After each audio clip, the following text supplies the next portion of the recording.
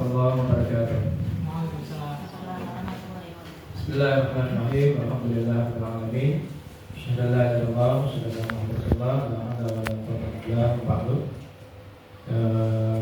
Bapak Ibu Dewan Guru dan staf administrasi sekolah yang saya hormati, alhamdulillah, pertama-tama kita panjatkan puji syukur kepada Allah Subhanahu wa taala yang mana pada hari ini kita semua dapat hadir.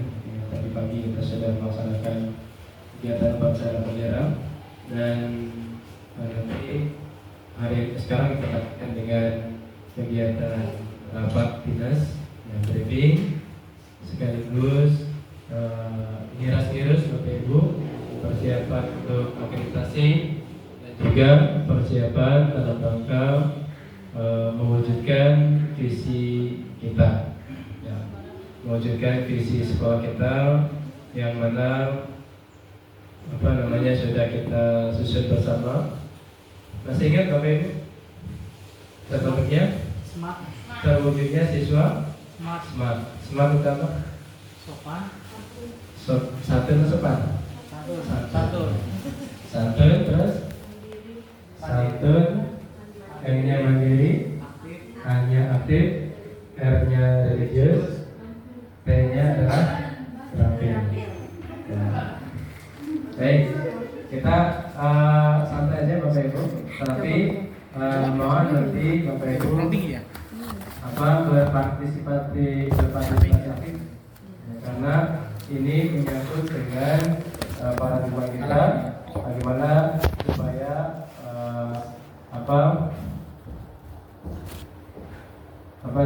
visi kita bisa terlaksana dengan baik. Baik,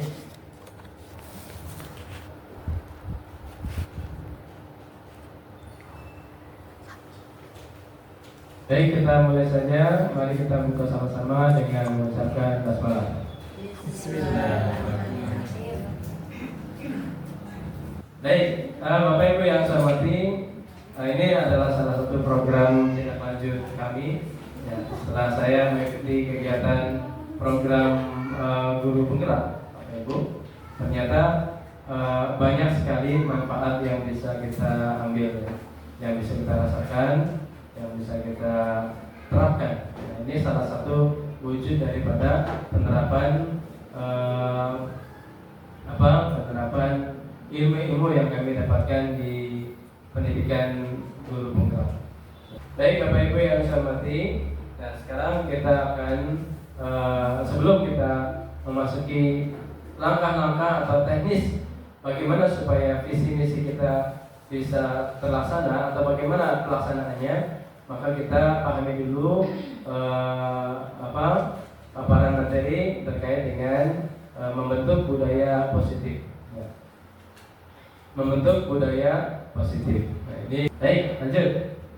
Dalam budaya positif itu, ada 7 poin yang kita pahami. Nah, kalau hari ini kita selesai, maka mudah-mudahan bisa selesai. Namun kalau tidak selesai, maka kita sampai di poin 4 atau poin 5 saja. Baik Bapak Ibu yang saya hormati, sebelum kita masuk ke materi ini, kami mohon Bapak Ibu untuk berperan aktif, ya, berperan aktif, dan kita diawali dengan perubahan paradigma belajar. Ya, baik. Dalam perubahan paradigma belajar ini, maka ibu-ibu posisinya, Bapak Ibu posisinya berpasang-pasangan. Ya, berpasang-pasangan dan harus sesama jenis. Saya kasih materi ini atau gift ini dengan nama cobalah buka.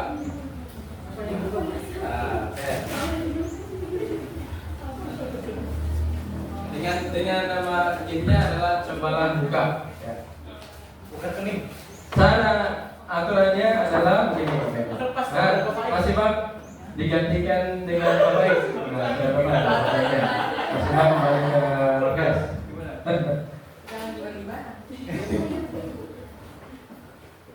Baik, petunjuknya adalah Bapak Ibu.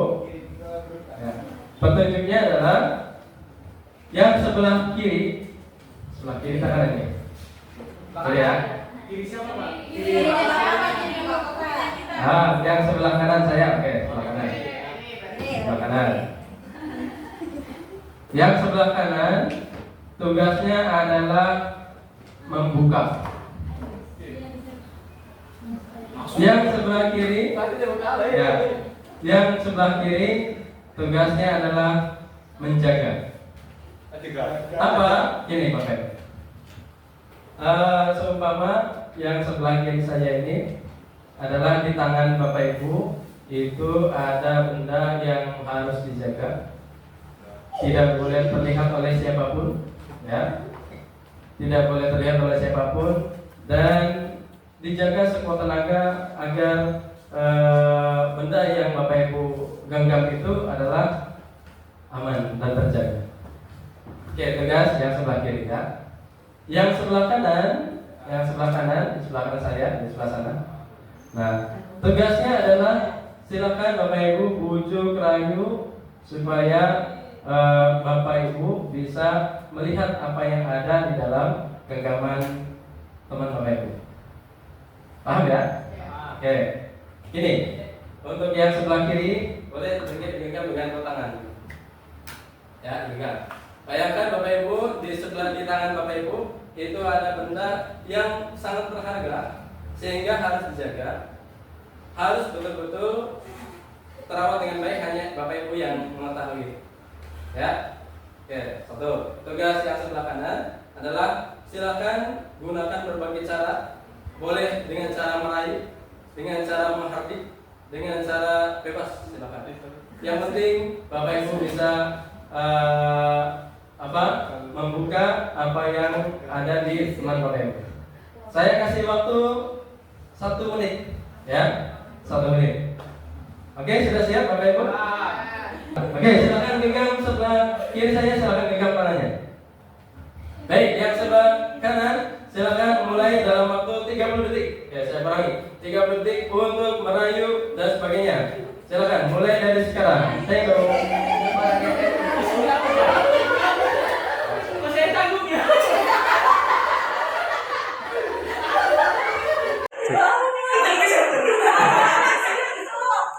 Waktunya 5 detik lagi. 1, 2, 3, 4, 5. Nah, cukup. Sekarang ditukar. Yang sebelah kanan tugasnya menjaga benda berharga yang Bapak Ibu pegang, dan yang sebelah kiri tugasnya adalah merayu supaya bisa terbuka. Baik, 1 menit mulai dari sekarang. Silakan.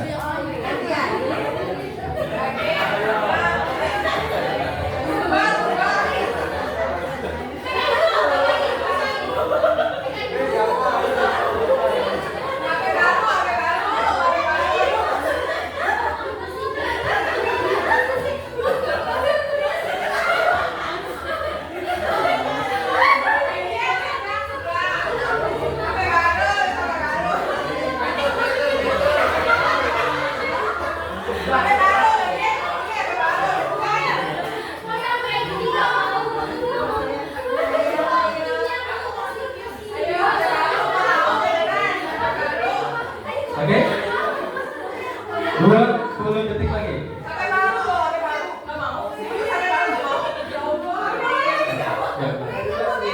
Oke. 10, 9, 8, 7, 6, 5, 4, 3, 2, 1. Oke. Sudah ya? Sudah. Baik, sekarang saya minta tanggapan Bapak Ibu. Yang pertama adalah dari hal yang menjaga apa? Benda berharga itu. Siapa yang mau menyampaikan? Nih, bentar.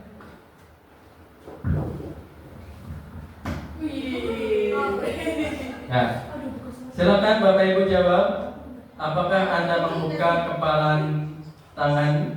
Mengapa? Silakan untuk yang menjawab nomor 1. Saya minta perwakilan 2 orang. Siapa? Silakan. Mengapa Anda membuka kepalan tangan? Ada nggak yang membuka kepalan tangan? Ada. Ada. Oke, silakan Pak Bada. Karena ada pertukaran yang setara, Pak. Ada Pertukaran yang setara. pertukaran yang setara. Kenapa? Karena saya sudah nebak pasti akan ada ronde yang kedua. Oke, baik. Ada pertukaran yang setara. Yang lain Ibu, silakan. Kenapa? Ada yang bisa kebuka nggak? Ibu enggak. Cuma Pak Bahari dengan Bapak aja ya. Tadi Bapak Bahari buka ya? Bukan, Pak. Bukan. Kenapa Pak Bahari? Bisa berganti. Baik.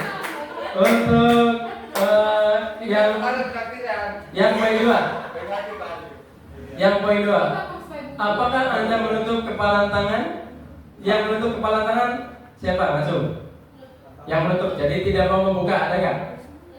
Semuanya. Semuanya tidak mau buka. Oke, saya minta perwakilan ibu-ibu untuk menjawab kenapa tidak mau membuka kepalan tangan Bapak Ibu. Kan disuruh jaga, Pak. Oke, disuruh menjaga. Nggak boleh dibuka. Apa lagi? Gitu. Berharga. Baik. Luar biasa. Tepuk tangan untuk kita semuanya. Nah, yang ketiga, dalam kegiatan ini siapa yang memegang kendali atau kontrol untuk membuka atau menutup kepalan tangan? Yang mengapa? Siapa yang mengontrol Bapak Ibu untuk membuka atau menutup kepalan tangan? Diri. Adalah diri. Kalau misalnya Pak Ari walaupun diminta oleh Pak Bara ya untuk membuka tangannya, kalau Pak Ari tidak mengizinkan maka tidak akan membuka kepalan tangan. Sebaliknya Pak Bara pun tidak akan membuka kepalan tangan kalau Pak Bara tidak mengizinkan untuk membuka kepalan tangan. Ya, termasuk Bapak Ibu. Jadi ketika Bapak Ibu punya kontrol diri, ya, maka disitulah kita mau atau tidak mau melakukan sesuatu itu sesungguhnya tergantung pada diri sendiri. Baik, ini menarik Bapak Ibu. Nanti kita terapkan untuk ke anak-anak kita. Nah, teori kontrol selanjutnya psikiater dan pendidik Dr. William Glasser dalam kontrol teori yang kemudian hari berkembang dan dinamakan choice theory melalui beberapa miskonsepsi tentang makna kontrol. Yang pertama, ilusi guru mengontrol murid. Jadi ada anggapan bahwa guru itu bisa mengontrol murid. Guru itu bisa mengarahkan murid. Padahal pada dasarnya kita tidak dapat memaksa murid untuk berbuat sesuatu jika murid tersebut memilih untuk tidak melakukannya. Ya, jadi anggapan yang pertama ini sesungguhnya murid itulah yang akan melakukan sesuatu maupun tidak melakukan sesuatu. Ini secara teori kontrol. Jadi guru itu sesungguhnya tidak bisa memberikan pengaruh kepada kepada murid. Kemudian yang kedua adalah ilusi bahwa semua penguatan positif efektif dan bermanfaat. Ya, penguatan positif atau bujukan adalah bentuk-bentuk kontrol. Salah satu bentuk kontrol itu atau bentuk penguasaan itu adalah dengan memberikan penguatan-penguatan positif. Hanya sebagai bujukan atau bentuk untuk kontrol itu sendiri. Ya. Kemudian yang ketiga, ilusi bahwa kritik dan membuat orang merasa bersalah dapat mengantarkan karakter, dapat menguatkan karakter. Padahal menggunakan kritik dan rasa bersalah untuk mengontrol murid menuju pada identitas gagal. Artinya begini, menurut William Glasser ini, kalau guru sifatnya memaksa murid untuk melakukan sesuatu, nah sebenarnya ini adalah satu tanda-tanda kegagalan seorang murid.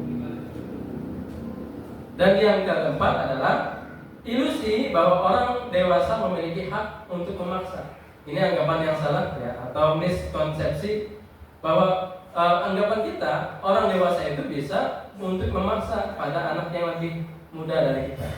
Nah, padahal banyak orang dewasa yang percaya bahwa mereka memiliki tanggung jawab untuk membuat murid berbuat hal-hal tertentu.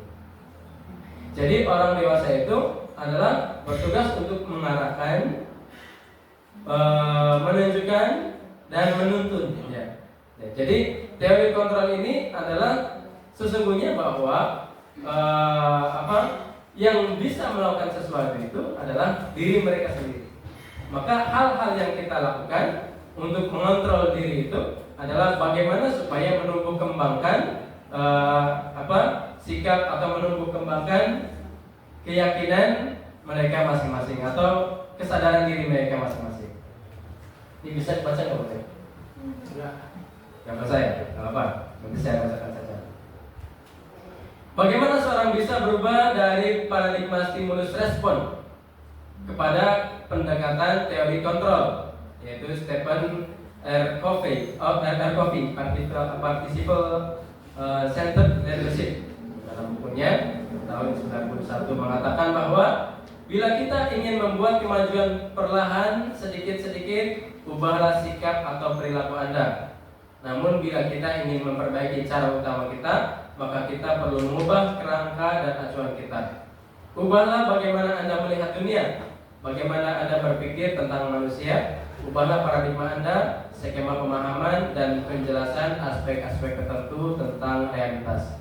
Nah, ini Bapak Ibu, di depan ada dua tabel. Yang pertama adalah stimulus respon, yang kedua adalah teori kontrol. Nah, seperti apa stimulus respon? Dalam stimulus respon, realitas atau kebutuhan kita itu sama. Realitas atau kebutuhan kita itu sama, itu menurut stimulus respon. Dalam teori kontrol, realitas dan kebutuhan kita berbeda. Artinya apa? Seorang murid memiliki kebutuhan yang berbeda-beda, maka responnya pun berbeda-beda pula. Kemudian semua orang melihat hal yang sama. Dalam teori kontrol, setiap orang memiliki gambaran yang berbeda. Setiap orang, setiap individu, setiap manusia itu memiliki gambaran yang berbeda-beda. Kemudian dalam teori stimulus respon, perilaku buruk dilihat sebagai suatu kesalahan. Nah, jadi ketika kita menganggap murid melakukan ketika murid ada pelanggaran yang dilakukan oleh murid, itu kadang-kadang kita menganggapnya ini salah dalam stimulus respon. Tapi dalam teori kontrol, semua perilaku memiliki tujuan. Contoh, ada anak yang bawa rokok. Ini kan menurut stimulus respon salah. Artinya tidak mematuhi tata tertib sekolah. Dia merokok di sekolah. Nah, ketika pelanggaran ini dilakukan oleh mereka dalam teori kontrol, itu sesungguhnya orang yang merokok itu punya alasan sendiri. Nah, bagaimana tugas kita supaya kita bisa tahu mengapa mereka melakukan kesalahan tersebut. Begitupun dengan Bapak Ibu dan Guru. Ya, ketika misalnya mohon maaf, ada tugas mengumpulkan administrasi. Nah, ketika tugas dikumpulkan, kemudian ada yang mengumpulkan, ada yang tidak mengumpulkan. Yang mengumpulkan juga punya alasan, yang tidak mengumpulkan juga punya alasan. Nah, ini menurut teori kontrol. Kemudian orang lain bisa mengontrol saya dalam stimulus respon. Buktinya adalah tadi ketika game yang pertama adalah hanya Anda yang bisa mengontrol diri Anda. Jadi kalau kita tidak mengizinkan, maka sampai kapanpun dia tidak akan dibuka. Ya, tapi kalau kita mengizinkan, ya silakan Pak, nanti juga ada lagi. Berarti secara tidak langsung kita mengizinkan orang lain untuk mengontrol diri kita. Nah, ini menurut teori kontrol dan seterusnya. Kemudian pemaksaan pada saat bujukan adalah gagal. Pemaksaan ada pada saat bujukan gagal dalam stimulus respon. Dalam teori kontrol, kolaborasi, konsensus, dan menciptakan pilihan-pilihan baru. Ya, jadi nanti Bapak Ibu, bagaimana di sekolah kita supaya adanya aturan, adanya tata tertib, ini betul-betul muncul dari anak-anak keyakinan kita, keyakinan bersama. Nanti kita akan bahas lebih jauh lagi, yaitu tentang disiplin yang secara disiplin positif yang secara universal. Kemudian dalam stimulus respon, model berpikir menang atau kalah. Tapi dalam teori kontrol, model berpikirnya adalah menang-menang, bukan menang kalah, tapi menang. Lanjut. Nah, ini disiplin positif. Ada 3 motivasi perilaku manusia menurut Diane Goshen. Ini bacanya gimana? Diane Goshen. Ya, ada 3 motivasi perilaku manusia. Yang pertama adalah untuk menghindari ketidaknyamanan atau hukuman. Jadi begini Bapak Ibu. Ketika orang melakukan sesuatu, ya, misalnya anak diberikan tugas. Ketika anak diberikan tugas ini, maka dia mengerjakan tugas itu bisa jadi adalah untuk menghindari ketidaknyamanan atau menghindari hukuman, menghindari teguran, menghindari sanksi, sehingga mereka datang, misalnya tadi termasuk upacara bendera, ada anak yang hadir, ada anak yang tidak hadir. Yang hadir itu bisa jadi adalah karena untuk menghindari hukuman. Ini menurut teori motivasi ya, 3 motivasi perilaku manusia. Yang kedua adalah untuk mendapatkan imbalan atau penghargaan dari orang lain. Jadi ketika kita melaksanakan sesuatu, maka yang kedua, kemungkinan yang kedua atau motivasi yang kedua bisa jadi karena ingin mendapatkan imbalan. Ya, ingin mendapatkan imbalan. Nah, nanti kalau kamu ranking 1, Bapak kasih hadiah. Nah, berarti dia bekerjanya, dia belajarnya supaya mendapatkan hadiah. Berarti ini motivasi yang kedua. Dan yang ketiga adalah untuk menjadi orang yang mereka inginkan dan menghargai diri sendiri dengan nilai-nilai seperti apa, nilai yang mereka percayai. Jadi maksudnya begini Bapak Ibu. Ketika orang melakukan sesuatu, yang bagus itu adalah yang ketiga, yaitu menjadi orang yang merdeka, ingin menghargai diri sendiri sesuai dengan kepercayaan mereka, sesuai dengan keyakinan mereka. Nah, misalnya begini Bapak Ibu. Ada anak yang disuruh sholat. Ketika disuruh sholat itu mereka otomatis datang ke musola untuk melaksanakan sholat. Berarti keyakinan, berarti apa yang ia kerjakan itu tumbuh dari mereka sendiri, ya, dari kesadaran sendiri, tidak mengharapkan imbalan atau tidak karena takut hukuman. Jadi Bapak Ibu, tugas kita, ya, tugas pendidik, bagaimana supaya apa-apa yang kita tegakkan di sekolah ini, aturan-aturan dan sebagainya, ini semata-mata supaya anak ini timbul kesadaran diri melaksanakan nilai-nilai yang mereka percayai. Nah, ini ada nilai-nilai kebajikan universal. Nilai kebajikan universal itu artinya adalah nilai-nilai kebajikan yang diakui oleh semua lapisan masyarakat, diakui oleh semua agama, ya, pasti menganggap bahwa itu adalah merupakan satu kebajikan. Ya, ini ada beberapa teori yang banyak sekali. Saya akan tampilkan beberapa saja. Ya, termasuk adalah profil pelajar Pancasila. Ini Bapak Ibu harus diingat-ingat oleh kita semua tentang profil pelajar Pancasila. Ya, seperti apa, dan kita ketika menyelenggarakan ataupun mengadakan pendidikan di sekolah ini adalah tujuannya adalah ke sana, yaitu membentuk profil pelajar Pancasila. 1. Beriman, bertakwa kepada Tuhan Yang Maha Esa dan berakhlak mulia. Ini semua orang pasti menganggap bahwa beriman, bertakwa kepada Tuhannya, kemudian berakhlak mulia adalah satu nilai kebajikan. Kemudian mandiri, ya, berkebinakaan global, bergotong royong, dan kreatif. Ini merupakan salah satu nilai-nilai kebajikan universal. Kemudian yang kedua adalah menurut IBO, Primary Years Program atau PYP.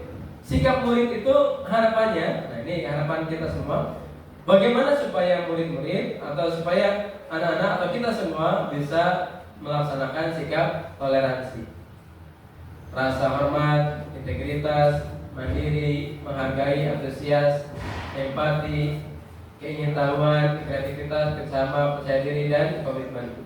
Bapak Ibu ada nggak selain ini yang kira-kira belum masuk? Yang menurut Bapak Ibu bahwa itu adalah satu nilai kebajikan. Banyak ya. Jadi silakan saya yakin Bapak Ibu sudah memahami itu bahwa nilai-nilai kebajikan itulah yang kira-kira tumbuh dan berkembang dalam diri setiap murid. Baik, selanjutnya ada 5 kebutuhan dasar. Ada 5 kebutuhan dasar. Jadi manusia itu melakukan pelanggaran-pelanggaran menurut William Glasser ini adalah karena sebab tidak terpenuhinya kebutuhan dasar itu. Ya, jadi Bapak Ibu, ketika Bapak Ibu melihat anak-anak yang melakukan satu pelanggaran-pelanggaran, maka ketika kita tanya kemudian jawabannya apa, maka jawaban itu sesungguhnya mencerminkan bahwa anak itu sesungguhnya membutuhkan 5 kebutuhan dasar itu. Ya, membutuhkan 5 kebutuhan dasarnya. Yang pertama adalah kebutuhan dasar bertahan hidup. Ini menurut William Glasser. Jadi kalau ada anak yang nanti kita akan bahas ya, seperti apa nih kebutuhan apa yang mereka butuhkan. Yang pertama adalah bertahan hidup atau survival. Bertahan hidup berarti kaitannya adalah dengan fisik. Jadi semua kebutuhan-kebutuhan yang berkaitan dengan fisik berarti namanya kebutuhan bertahan hidup. 1.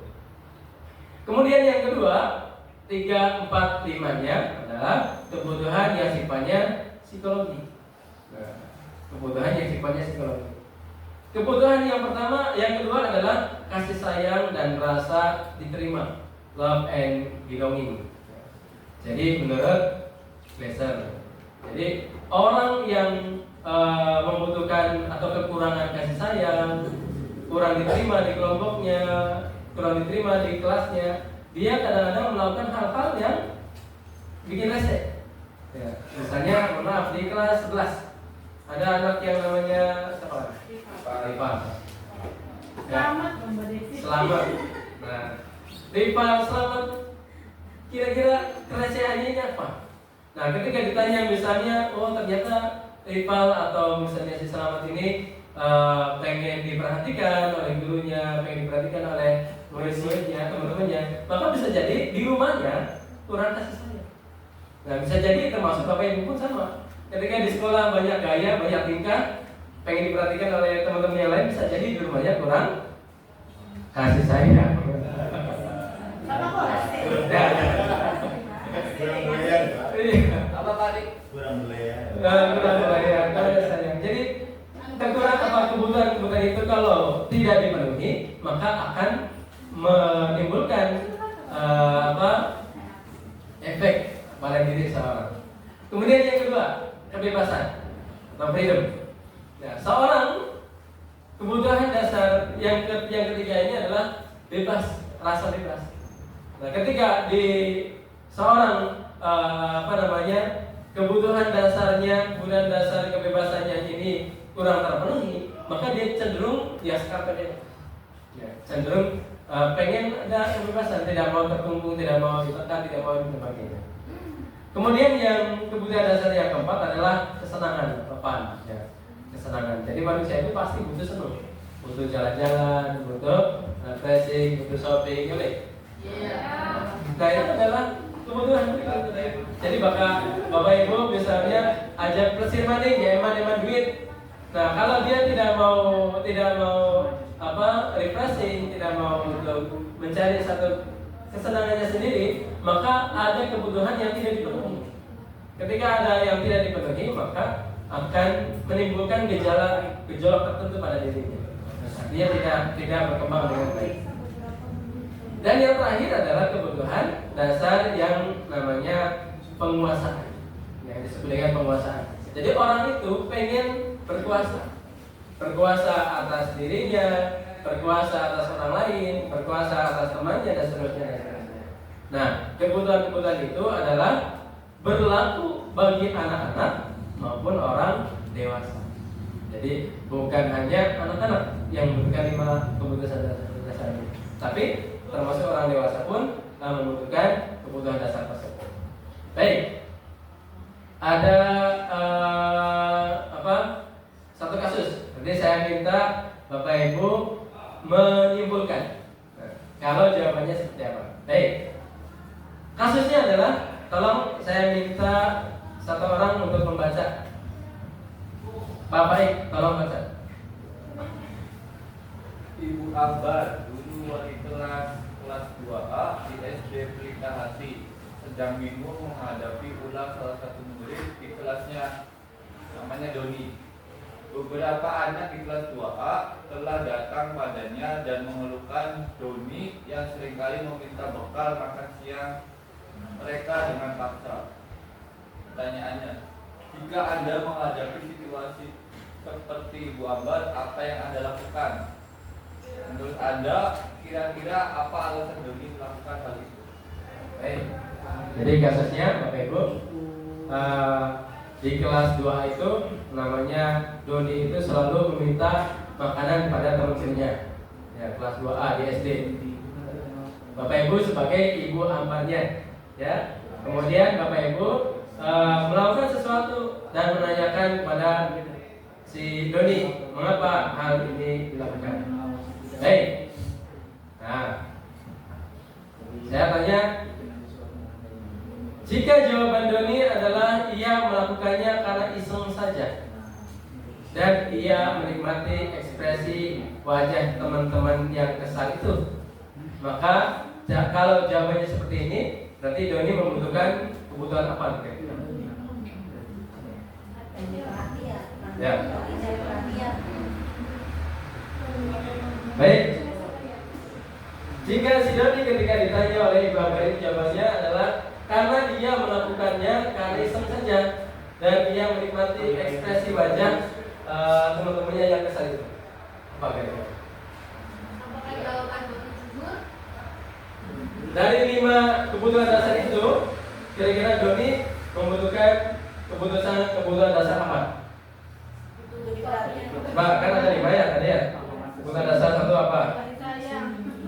Perhatikan. Survival yang pertama, yang kedua kasih sayang, yang ketiga kebebasan, yang keempat kesenangan, yang kelima penguasaan.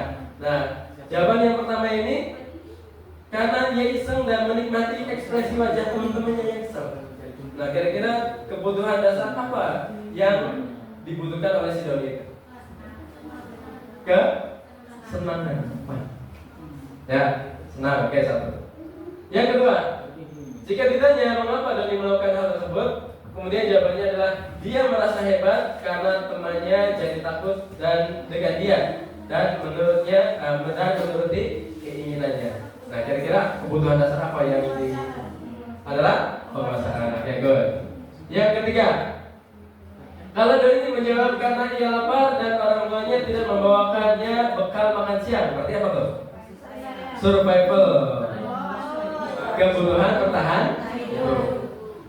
Yang keempat, apa nih? Karena temannya merasa apa nih? Temannya karena dia merasa senang, temannya jadi perhatikan. Jadi dia melakukan demikian, dia merasa senang karena teman-temannya jadi memperhatikan si Doni. Nah, kira-kira kebutuhan Doni apa tuh? Love and belonging. Berarti karena si Doni membutuhkan kasih sayang. Baik, yang terakhir, dia merasa bosan dengan bekal makanan yang dibawakan oleh ibunya dari rumah. Karenanya ibu selalu membawakan bekal yang sama. Jadi itu saja menurutnya. Sehingga si Doni minta ke teman. Nah, kira-kira apa kebutuhan yang dibutuhkan? Doni merasa bosan dengan bekal. Apa kira-kira? Oke. Benar. Doni merasa bosan karena makanannya itu saja. Nah, kira-kira apa tuh? Freedom, ya, merasa kebebasan, perlu ada kebebasan. Nah, saja Bapak Ibu yang saya hormati, untuk mewujudkan ketika kita melihat anak-anak melakukan satu kesalahan atau pelanggaran, maka sesungguhnya anak ini membutuhkan 5 kebutuhan dasar itu. Ya, maka kita sebagai guru melakukan hal-hal yang bisa menyelesaikan permasalahan anak tersebut. Baik.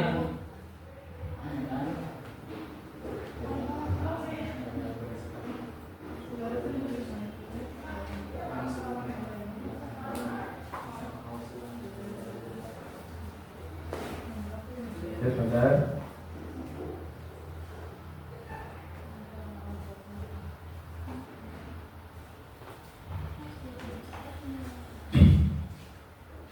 Ada kebutuhan dasar, ya tadi kebutuhan dasar sudah kita bahas. Kemudian selanjutnya adalah posisi kontrol restitusi. Jadi Bapak Ibu untuk posisi kontrol bisa terlihat.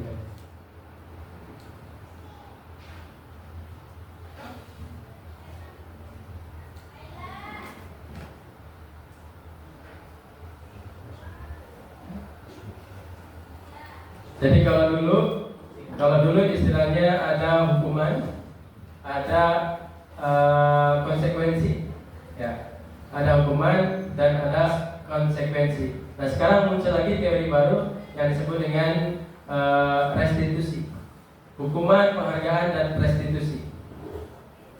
Tadi kita sudah memahami bahwa motivasi anak untuk melakukan sesuatu itu karena 3 hal, ya Bapak Ibu, karena 3 hal. Tadi yang pertama karena sebab takut, ya takut dihukum. Yang kedua karena sebab apa? Pengen mendapatkan hadiah atau penghargaan. Dan yang ketiga adalah karena timbul dari diri sendiri karena hal itu merupakan satu keyakinan yang baik benar. Nah, yang perlu kita tekankan adalah bagaimana supaya anak ini bisa menjalankan tugasnya dengan sebaik-baiknya dengan keyakinan yang mereka yakini. Baik Bapak Ibu yang saya hormati, barangkali itu dulu yang bisa kami sampaikan, ya. Untuk posisi kontrol, restitusi, keyakinan kelas dan segitiga restitusi akan kami bahas pada kesempatan yang akan datang. Nah begini Bapak Ibu, nanti dalam prakteknya nanti sekitar hari minggu depan atau kapan ya kita susun, kita kira-kira menyusun satu keyakinan kelas, menyusun keyakinan kelas, kemudian menyusun keyakinan sekolah. Nah, nanti semua anak-anak kita kumpulkan,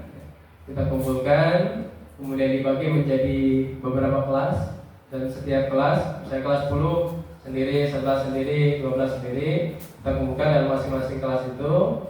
Ada pendampingnya yaitu Bapak Ibu Dewan Guru, ya, wali kelas beserta guru yang lain. Nah di situ kita menyusun keyakinan kelas. Nah dari keyakinan kelas itu kita nanti menuju pada keyakinan sekolah. Nah apa bedanya keyakinan kelas dengan tata tertib kelas? Apa kira-kira Bapak Ibu? Keyakinan kelas dengan tata tertib. Baru dengar nggak istilah keyakinan kelas? Atau sudah pernah dengar sebelumnya? Belum ya? Baik. Kalau peraturan tata tertib kelas ya, tata tertib ataupun peraturan kelas itu boleh dimunculkan kata-kata negatif, kalimat negatif. Contoh, dilarang merokok. Nah, contohnya ini, dilarang merokok itu termasuk peraturan kelas, bukan keyakinan kelas. Tapi kalau keyakinan kelas adalah menuliskan kata atau kalimat yang positif, atau menuliskan kalimat kenapa merokok dilarang. Coba Bapak Ibu, kira-kira apa merokok tidak boleh? Sebabnya apa? Mahal. Penyakit. Yang menimbulkan penyakit adalah satu keyakinan. Jangan sampai kita mendapatkan penyakit. Itu keyakinan. Terus apa lagi? Kalau kita merokok di ruangan ini kenapa nggak boleh? Mengganggu yang lain. Mengganggu orang lain. Berarti mengganggu orang lain itu adalah satu keyakinan. Berarti menghargai orang lain. Nah, menghargai orang lain berarti adalah keyakinan keras. Ya. Terus kenapa apalagi kira-kira selain kesehatan, selain mengganggu orang lain? Dalam segi segi hukum agama haram misalnya, haram karena sebab haram, berarti adalah nilai-nilai keyakinan kelas. Nah, jadi Bapak Ibu nanti kita nanti saya akan konsep terlebih dahulu seperti apa pelaksanaannya. Nah, kemudian contoh lagi, misal ada kalimat dilarang mengendarai motor di depan ruang guru di sini, nah, motor misalnya. Oh. Kenapa dilarang naik motor dari gerbang sampai ke sana? Apa kira-kira? Sebabnya apa? Kenapa dilarang? Misalnya, satu, bising. Nah, bising itu berarti menjaga kenyamanan, menjaga ketentraman. Nah, itu nilai-nilai keyakinan namanya. Istilahnya adalah keyakinan kelas yang disebut. Kemudian ada lagi, misalnya aturannya adalah tidak boleh terlambat. Di kelas itu ditulis aturannya adalah tidak boleh terlambat. Apa kira-kira keyakinan kelasnya atau sebab kenapa tidak boleh terlambat? Satu apa kira-kira? Satu, ketinggalan pelajaran otomatis. Apa lagi? Kalau lagi belajar terus tiba-tiba Assalamualaikum, mengganggu, ya mengganggu teman. Mengganggu teman itu adalah satu hal yang tidak perlu. Nah, sehingga kita hendaknya menghargai teman tadi. Menghargai teman, menghargai proses belajar adalah nilai-nilai keyakinan kelas atau keyakinan sekolah. Jadi nanti Bapak Ibu, peraturan kelas yang sudah ada di kelas masing-masing atau tata tertib sekolah yang sudah ada di kita, nah itu sebagai dasar.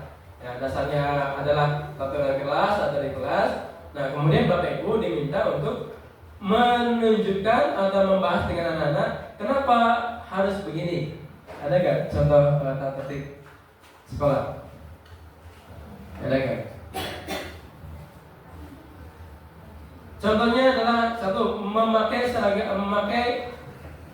sepatu hitam misalnya kalau ada. Ya, siswa harus memakai sepatu hitam. Nah, apa kira-kira nilai positifnya? Kenapa mesti sepatu hitam bukan sepatu merah saja? Atau sepatu hijau saja? Kenapa harus semuanya pakai sepatu hitam? Ya, apa kira-kira? Iya, Sesuai yang di sekolah, Pak.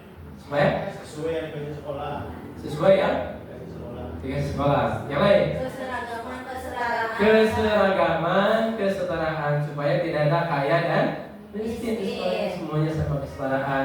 Atau kalau misalnya hitam putih atau bentang-bentong, kira-kira bagus beli? Tidak. Jadi ada muncul keyakinan keindahan, kerapian dan sebagainya. Dan itu keyakinan, keindahan, kerapian, menghormati, yang menjaga ketentraman, menjaga kenyamanan adalah keyakinan kelas atau keyakinan sekolah. Nah, termasuk dilarang membuang sampah sembarangan. Kenapa dilarang membuang sampah sembarangan? Menjaga kebersihan. Nah, menjaga kebersihan itu termasuk keyakinan. Nah, jadi nanti kita akan mengubah tata tertib kelas ya menjadi keyakinan kelas. Nah, kalau sudah disusun, tentu nanti Bapak Ibu antara kelas 10, 11, 12 berbeda-beda. Tapi insya Allah akan sama bermuara pada kebajikan-kebajikan yang universal tadi. Nah, kebajikan yang universal tadi. Ya, ada rasa menghormati, mandiri, menghargai, antusias, empati, dan seterusnya. Jadi nanti arahnya ke sana. Nah, kalau misalnya sudah kita terapkan keyakinan kelas, ya, sudah kita terapkan keyakinan sekolah, selanjutnya adalah Bapak Ibu mengontrol bagaimana supaya anak-anak ini bisa melaksanakan keyakinan tersebut.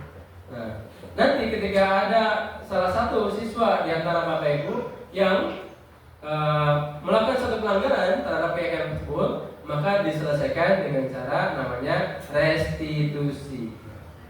Restitusi.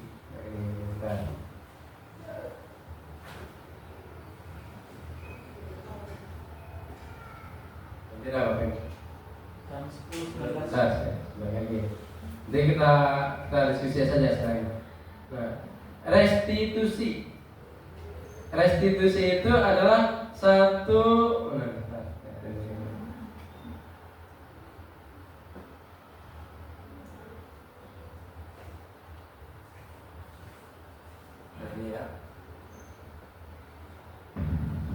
ada identitas gagal, ada identitas sukses.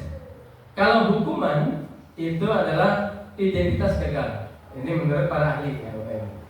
Jadi kalau kita memberikan hukuman itu cenderung anak-anak melakukan pelanggaran lagi berikutnya.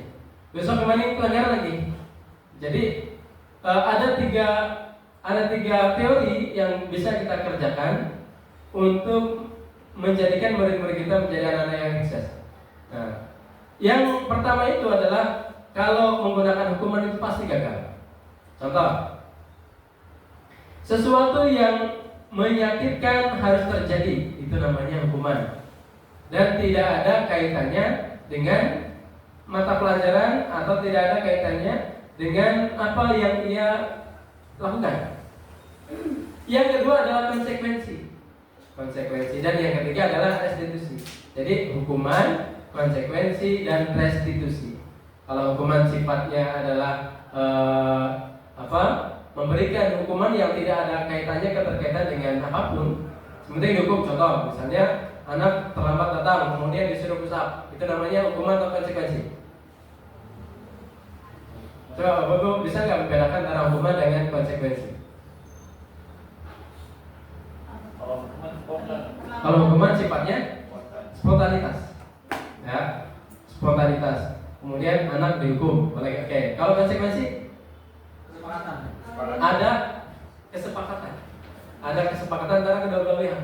Misalnya guru A buat kesepakatan datang tepat waktu, tiba-tiba dia datang terlambat. Kalau datang terlambat, bagaimana konsekuensinya? Jadi sudah ada kesepakatan di awal, itu namanya konsekuensi. Nah, kalau restitusi, yang ketiga adalah restitusi. Restitusi itu adalah merupakan sebuah pilihan. Dia mau terlambat, mau datang tepat waktu adalah pilihan. Tetapi dengan pilihan itu ada konsekuensinya. Ya, ada konsekuensinya. Maka ada namanya istilah segitiga restitusi. Nanti kita akan jelaskan. Baik.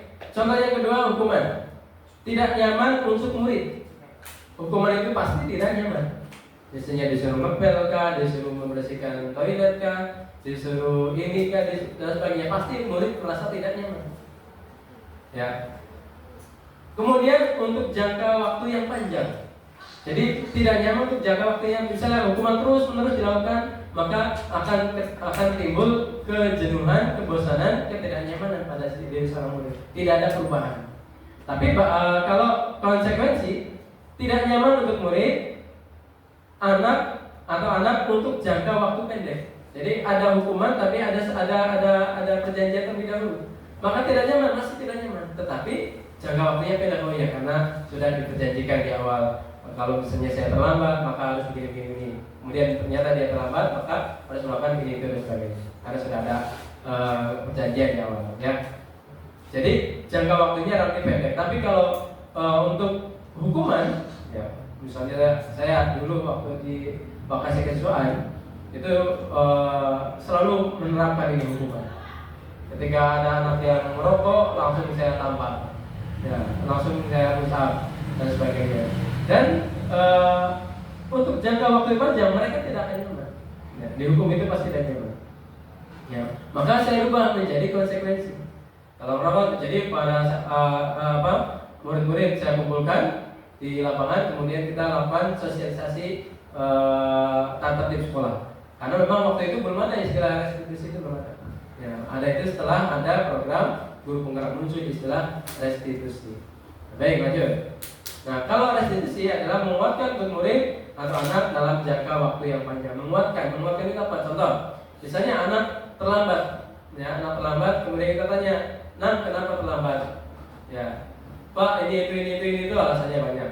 Kemudian kita memberikan satu tanggapan atau stimulus pada anak. Nah, terlambat itu boleh, semua orang itu boleh salah. Ya, semua orang tidak ada yang benar ya, yang kemarin saya terapkan sama Bu Desi. Ya, tidak ada manusia yang sempurna, pasti manusia punya salah. Tapi akibat dari kesalahan tersebut ada sesuatu yang orang lain merasa dirugikan. Ya. Karena kamu terlambat, akhirnya belajarnya terganggu. Karena kamu terlambat, otomatis kamu akan tertinggal mata pelajaran dan sebagainya. Ada akibat-akibatnya. Nah, kemudian yang tahap tiganya adalah bagaimana agar tidak terlambat lagi. Nah, kalau dulu namanya teori coaching.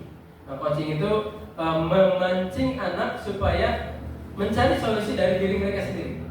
Gimana caranya supaya tidak terlambat? Akhirnya mereka cerita, oh iya Pak, saya tadi malam karena tidurnya jam sekian sehingga saya terlambat bangun dan sebagainya. Nah, lalu apa yang harus dilakukan? Nanti anak sendiri yang ngomong. Oh berarti Bu, kalau begitu saya harus begini. Nah, saya harus begini itu silakan Bapak Ibu sebagai mencatatnya. Mencatat. Nah, terus munculkan. Nanti kalau mengulang kembali bagaimana? Nah, ketika ada pengulangan kembali, maka di situ muncul konsekuensi. Nah, muncul konsekuensi jika dibutuhkan. Jika tidak ada perubahan, bagaimana konsekuensinya? Nah, apa dan sebagainya. Ya. Jadi begitu Bapak Ibu. Jadi untuk restitusi adalah kita menanyakan kepada anak terlebih dahulu mengapa mereka melakukan kesalahan, kenapa begitu, kemudian kita kuatkan supaya mereka, oh ya saya ini salah. Tapi jangan semata-mata oh kamu salah. Kalau kamu salah itu istilahnya mengarah pada hukuman. Jadi membuat anak semakin kita tidak berharga lah istilahnya, tidak menghargai dirinya sendiri. Jadi cenderung untuk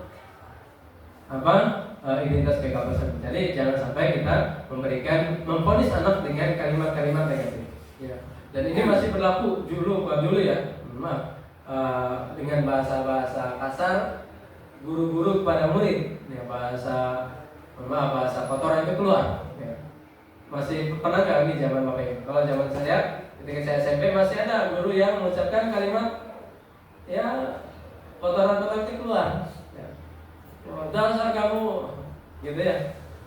Dengan istilah-istilah yang tidak pantas. Ya. Dulu, nah sekarang ada nggak kira-kira? Nah, mudah tidak ada. Ya. Nah, ketika ada anak yang salah, maka tegur bahwa itu adalah suatu kesalahan dan boleh salah, tapi jangan sampai diulangi kesalahannya. Ya. Kemudian kalau hukuman, korban mendapatkan keadilan. Hukuman yang salah dihukum. Ya, korban ini mendapatkan keadilan. Misalnya ada yang kalau di hukum Islam orang yang mencuri dihukum dengan dipotong. Atau yang di Indonesia mencuri dihukum berapa tahun. Ya, korban mendapatkan keadilan. Tetapi kalau disiplin, kalau konsekuensi, korban bisa diabaikan. Ya, korban bisa diabaikan. Tapi kalau restitusi, korban mendapatkan ganti. Misalnya ada orang yang melakukan kesalahan. Ya, tadi saya contohkan di video sudah lihat belum Bapak Ibu videonya? Video Renisa itu ya, Renisa yang misalnya kalau ada anak yang contoh nabrak makanan tiba-tiba makanan ini tumpah. Nah, orang yang salah itu ya kita katakan salah, kita katakan kesalahan itu boleh, siapa boleh dalam karena manusia tidak ada yang sempurna. Tapi akibat dari kesalahan tersebut ada orang yang dirugikan. Siapa? Ya, ini orang yang makanannya tumpah. Nah, kalau di restitusi, yaitu makanan itu bisa diganti. Silakan sebagai bentuk tanggung jawab orang yang melakukan kesalahan, maka harus mengganti kerugian dari si korban itu. Ya, misalnya ada anak yang kantongnya robek, ya karena guyonan. Nah, ketika kantongnya robek itu dalam teori restitusi, maka bagaimana supaya kantongnya diperbaiki lagi? Ya, tidak dibiarkan begitu saja. Kemudian yang terakhir adalah murid akan tersakiti kalau hukuman. Tetapi kalau konsekuensi, murid akan dibuat tidak nyaman. Sedangkan restitusi, murid akan mendapatkan penguatan. Penguatan dari seperti saya jelaskan. Kalau dia melakukan kesalahan, maka kesalahannya jangan sampai terulang kembali. Iya, Bapak dia melakukan kesalahan, tapi kesalahannya itu jangan sampai diulangi kembali. supaya anak tahu bahwa yang dikerjakan adalah salah dan akibat dari kesalahannya ada konsekuensi yang harus dikerjakan. Baik, Bapak Ibu yang saya hormati, ya, sudah setengah 11, 1 jam saya ngomong lebih ya. Maka silakan untuk berikutnya, barangkali ada yang ingin ditanyakan terkait dengan penanganan atau pembuatan keyakinan kelas atau keyakinan sekolah, maka silakan, karena Bapak Ibu di sekolah-sekolah lain itu sudah muncul istilah, tidak ada namanya tata tertib sekolah, adanya keyakinan sekolah, adanya keyakinan kelas. Nah, maksudnya supaya kita bisa mengikuti perkembangan pendidikan seperti itu. Baik, silakan. Barangkali ada yang mau bertanya. Udah sih?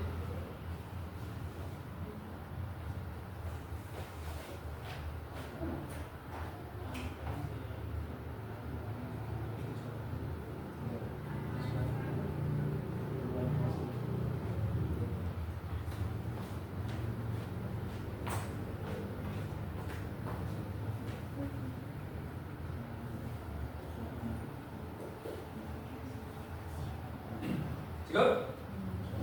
Cukup terkait dong? Ya Pak. Ya, silakan Pak. Ya, tadi kan kalau sekolah-sekolah lain, sekolah-sekolah lain itu kan ada apa? Ada keyakinan ya. Ya sebetulnya sekolah-sekolah lain juga kalau ada aksinya lampu merah itu juga Pak. Yang pertama, enggak bercanda Pak. Bercanda itu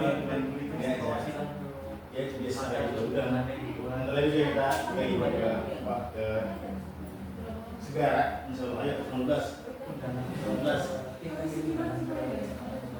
Pertanyaannya apa? Enggak, udah. Saya hanya membandingkan tadi kan, kalau sekolah lain ada yang juga sama Pak, sekolah lain juga ada guru penggerak, ternyata itu ada kuenya, sebenarnya ini sama aja. Ya, jadi begini Bapak Ibu, betul memang yang sampaikan Pak Ari. Kalau misal di kebanyakan yang sudah menerapkan istilah keyakinan sekolah atau keyakinan kelas adalah diawali dari guru penggerak, betul. Ya, karena istilah ini adalah muncul dari kegiatan guru penggerak. Nah, kan tapi ternyata ketika sekolah yang atau pemerintah sudah menerapkan kurikulum nasional, maka istilah keyakinan kelas itu sebenarnya sudah diberlakukan ke seluruh sekolah. Hanya saja yang menggerakkan tidak ada di sekolah itu, sehingga ya biasa-biasa saja. Nah, sebenarnya ketika kita menggunakan kurikulum terbaru ini, istilah-istilah tadi tata tertib sekolah dan sebagainya sudah mulai bergeser ke keyakinan kelas. Jadi intinya bagaimana supaya kegiatan pembelajaran kita ataupun aturan-aturan yang kita terapkan ini semata-mata adalah untuk berpihak pembelajar yang berpihak pada murid, seperti itu. Baik, ada lagi. Nah, untuk teknis menyusun keyakinan kelas atau menyusun keyakinan sekolah, kira-kira apa Bapak Ibu?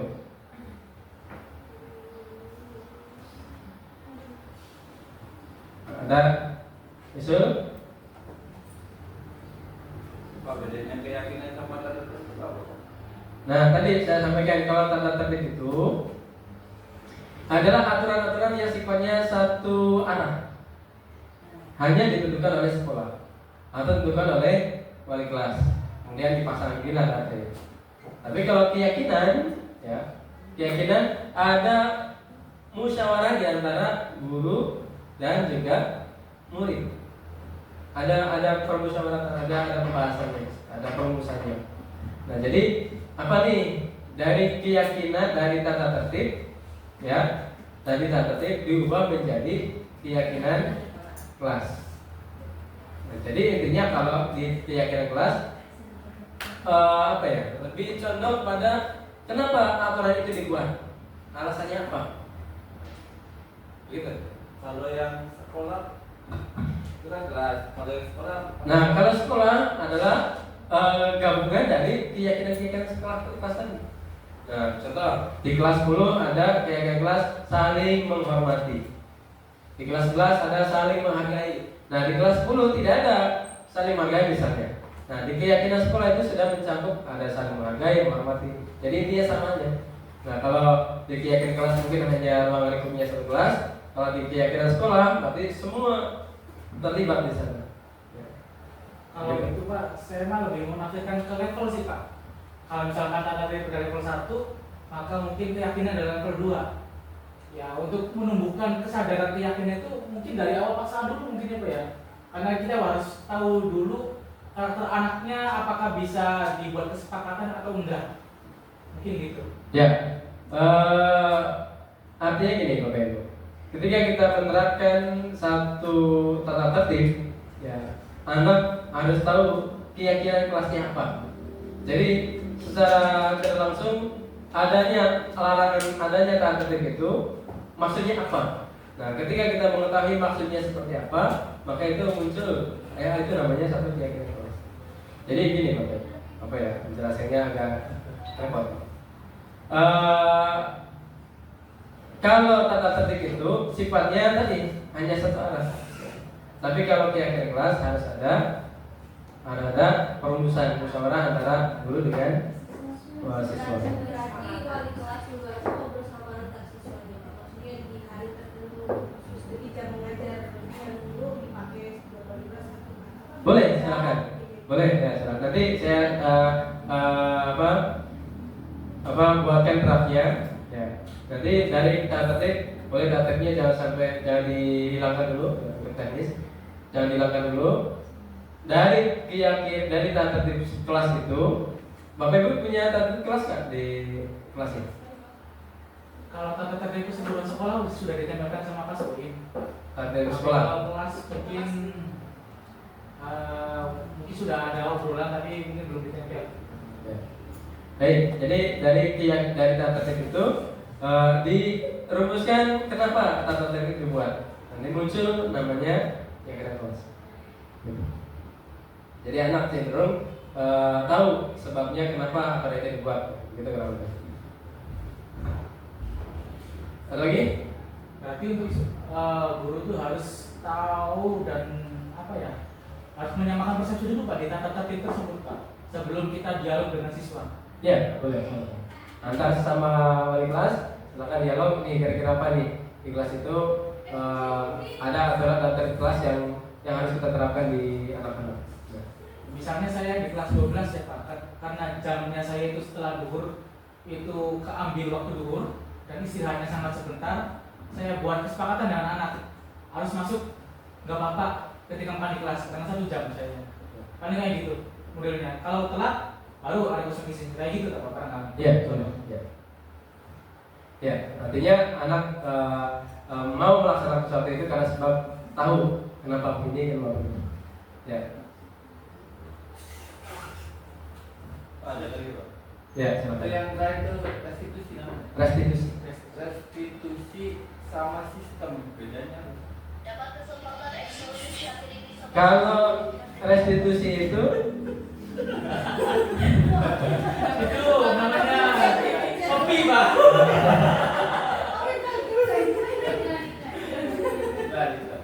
kalau restitusi itu adalah sebuah pendekatan untuk menyelesaikan masalah. Itu bagian dari sistem. Restitusi bisa bagi dari sistem. Restitusi bagian dari sistem. Kalau sistem itu sifatnya umum ya, dan bisa beraneka ragam cara bentuknya. Ya, misalnya sistem sekolah, sistem pendidikan, atau sistem masyarakat, atau sistem apa, itu sistem sifatnya umum bisa dipakai di mana. Tapi kalau restitusi lebih menitik beratkan pada menyelesaikan masalah tertentu. Bisa masalah yang dilakukan oleh murid, atau bisa juga masalah yang ditimbulkan oleh guru. Misalnya Mas Baik tidak mengumpulkan administrasi misalnya. Nah, ketika saya restitusikan, misalnya obrolan itu, obrolan itu antara saya dengan Pak Baik, saya berusaha untuk mencarikan solusi dari masalah yang sedang dihadapi oleh Pak Baik. Nah, Pak Baik kenapa tadi tidak mengumpulkan administrasi pembelajaran? Nah, Pak, punten saya sibuk ini, sibuk itu, ini dan sebagainya. Ya. Terus saya bilang, Bapak nggak apa-apa, terlambat. Ya. terlambat. Itu merupakan satu kewajarannya karena kesibukan tadi, ya karena kesibukan. Tapi dengan keterlambatan Pak Faik atau tidak mengumpulkan tugas administrasi itu, akhirnya akreditasi menjadi rendah, yang lain. Nah, kira-kira menurut Pak Faik yang begitu itu sudah mencerminkan keyakinan sekolah belum? Apa keyakinan sekolahnya adalah disiplin misalnya? Terus ya Pak Faiknya berupaya kita mungkin pada saat mengerjakan tugas, nah ada sesuatu yang saya abaikan atau misalnya karena saya tidak memanage waktu dengan baik, nah misalnya begitu. Nah terus nanti saya tanya lagi, Pak Baik kira-kira gimana karena keterlambatan itu, bagaimana konsekuensinya atau apa ya yang harus dilakukan oleh Pak Baik supaya bisa menyelesaikan administrasi? Bukan Pak Baik mikir ya, oh iya berarti kita butuh gawe secepatnya karena waktunya sudah mepet, atau saya harus bisa mengatur waktu lebih baik lagi dan sebagainya. Nah itu restitusi. Jadi upaya untuk mencari solusi, ya, mencari solusi dari apa yang dikerjakan oleh orang yang melakukan kesalahan. Jadi sifatnya mencari solusi, tapi solusi itu dari diri sendiri, ya, bukan dari saya. Saya hanya memancing. Kalau begini bagaimana? Oh iya Pak, benar Pak. Kalau begini bagaimana? Oh iya benar. Nah, jadi sifatnya hanya menstimulus. Di restitusi itu bisa merubah konsekuensi, Pak. Iya. Restitusi bisa merubah konsekuensi.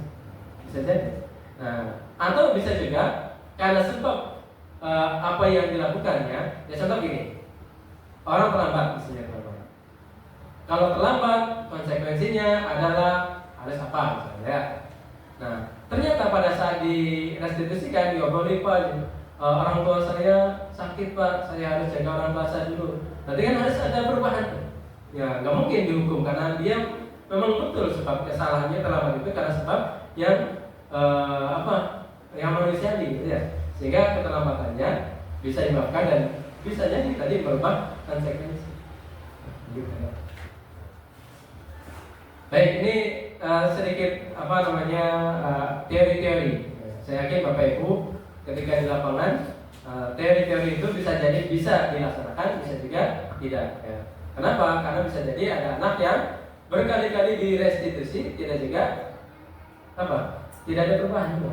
Ya, nah, ketika tidak ada perubahan itu ya maka kita tetap mengedepankan ketentuan atau aturan yang sudah kita sepakati bersama.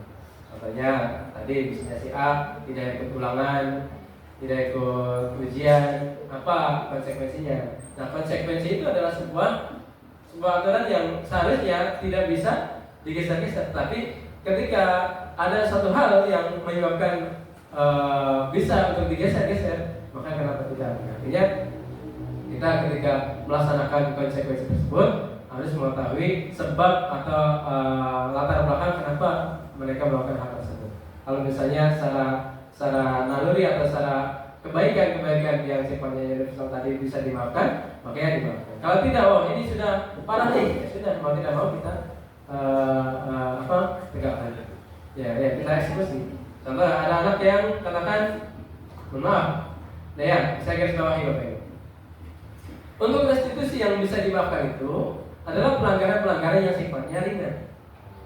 Ya, sifatnya ringan. Tapi kalau pelanggaran-pelanggaran yang sifatnya berat, ya maka hukuman. Ya, kita konsekuensi atau hukuman. Misalnya anak sudah terlibat narkoba, menurut aturan sekolah dia harus keluarkan, ya keluar. Ya, begitu. Jadi restitusi itu untuk pelanggaran-pelanggaran yang sifatnya ringan. Ya, kalau untuk pelanggaran berat atau dia sering berulang-ulang melakukan satu kesalahan, ya maka kembali ke konsekuensi. Ya, konsekuensinya ini. Jadi tahap 1 restitusi, orban, tahap 2 restitusi, nggak apa lagi. Tahap 3 apa yang lebih menakutkan lah, misalnya bisa membuat anak ini semakin ada perbaikan. Jadi di samping memberikan solusi, juga kita menggali apa nih kira-kira supaya ini menyadarkan diri anak supaya anak mau melakukan satu perubahan. Begitu Bapak Ibu. Baik, untuk penerapan restitusi, bagi akhir kelas Silakan ibu-ibu wali kelas disusun tata tertib terlebih dahulu. Tata tertib kelas 10, tata tertib kelas 11 atau bila perlu silakan boleh diskusi 3 orang, Ibu Desi, Ibu Ayu sama Ibu Yuli. Ya, Ibu Yuli buat peraturan kelasnya. Buat peraturan kelas itu sudah. Nanti kalau sudah peraturan kelas dibuat, caranya ini teknisnya, kemudian diturunkan kepada anak-anak. Ini peraturan kelasnya sepakat, oke. Kemudian baru kita menyusun keyakinan kelas. Nah, keyakinan kelas itu, jadi kenapa kita harus tepat waktu? Nah, karena nanti anak yang muncul, ini Pak, kalau gini.